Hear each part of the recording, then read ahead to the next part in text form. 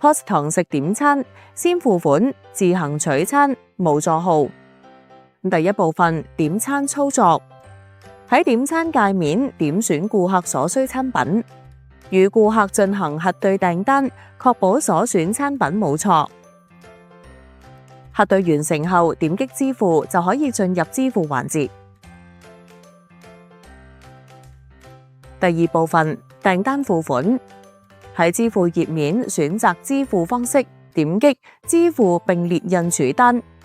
付款完成後，會列印一張儲單送到廚房。第三部分，餐品上菜。當餐品製作完成，需要上菜時，點擊服務中，喺服務中頁面輸入單號如0597來搜索對應訂單。搜索結果出來後，點擊該單號。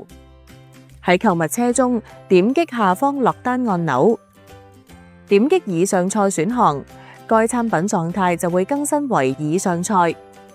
當訂單餐品出餐完成，系統自動將訂單狀態更新為已完成，可於交易記錄查看該訂單詳情。